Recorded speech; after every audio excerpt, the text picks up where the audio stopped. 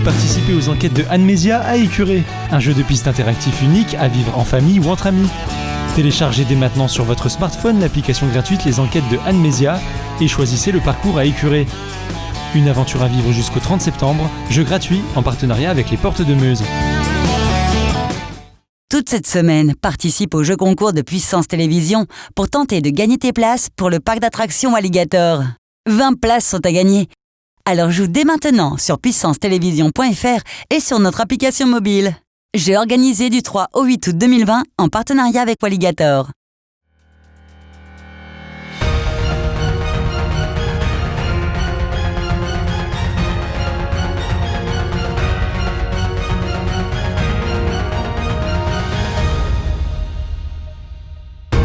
Bonsoir à tous, mercredi 5 août 2020, soyez les bienvenus dans votre journal. Tout de suite, les titres. La pratique des tests PCR se multiplie sur nos territoires. Nous serons en ligne avec Cédric Cablan, délégué territorial de la Meuse pour l'ARS, dès le début de ce journal. Un restaurant et un hôtel emblématique du lac du Der vient d'être racheté pour une nouvelle aventure. Nous irons donc du côté du Cheval Blanc à Giffaumont. Enfin, retour sur la visite en Haute-Marne de Bérangère Abba, nouvelle secrétaire d'État en charge de la biodiversité.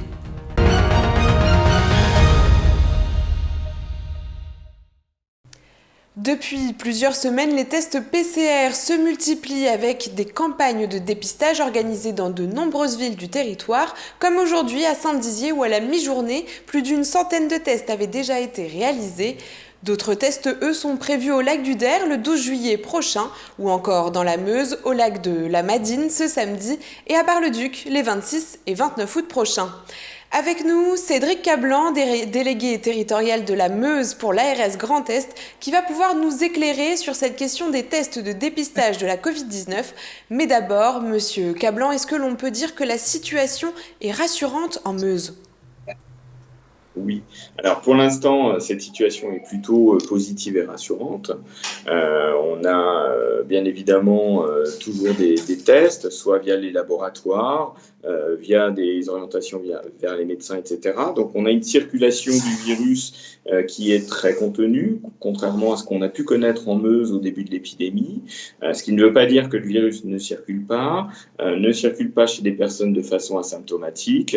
Nous n'avons pas de personnes hospitalisées à ce jour, ça peut arriver épisodiquement, donc les signes sont plutôt au vert en ce qui concerne la situation en Meuse. Et du coup, au vu de cette situation positive, on peut s'interroger sur l'importance de multiplier ces tests. C'est aujourd'hui indispensable pour contrôler l'épidémie ?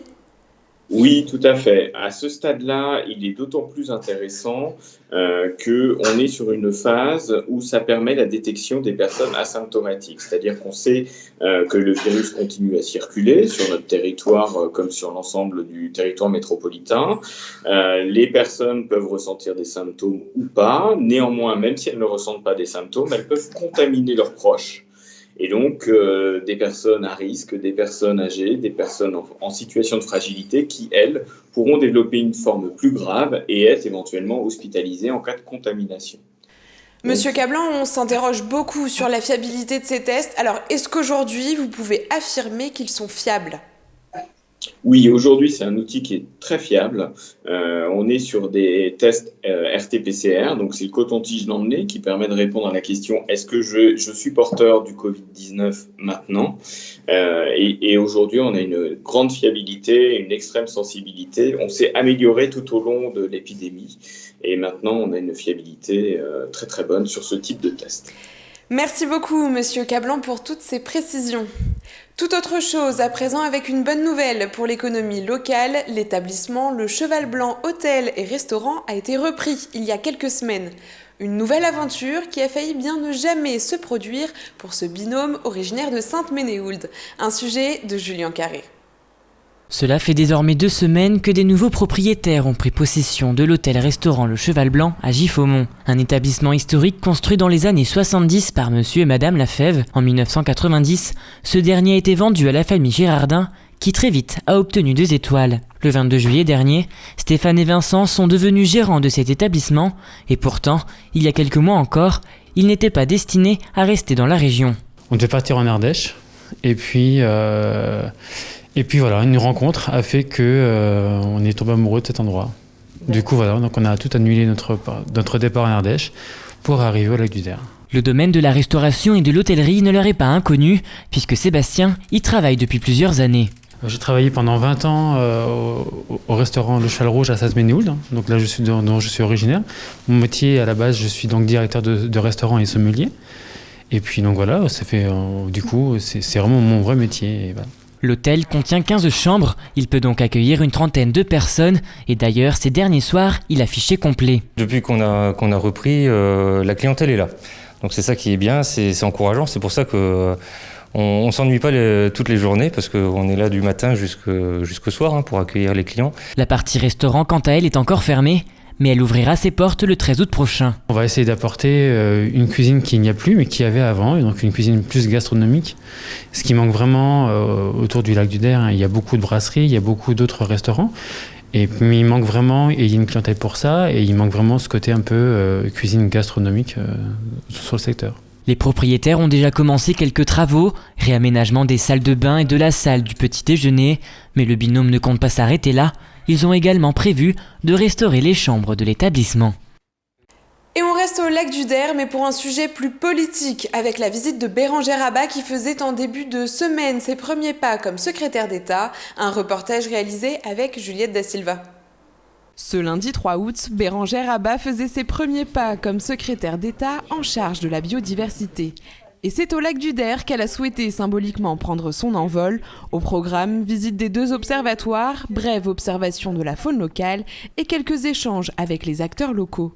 Une visite bien calme, sans annonce particulière, que sont venus pimenter les opposants au projet Unitech. N'est pas née celle qui nous fera caler.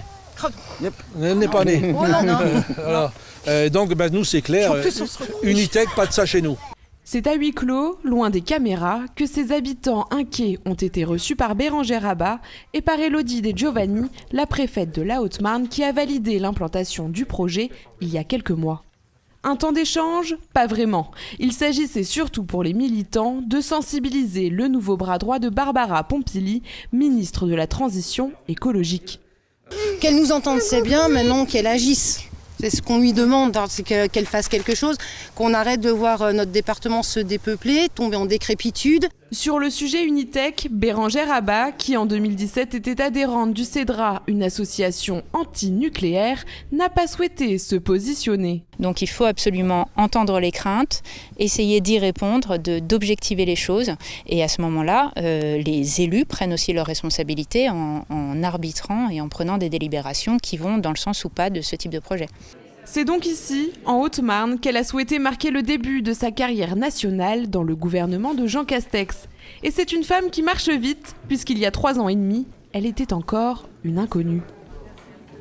Et c'est la fin de cette édition. Tout de suite, vos prévisions météo de demain. N'oubliez pas l'information continue sur Puissance Télévision. Belle soirée à tous.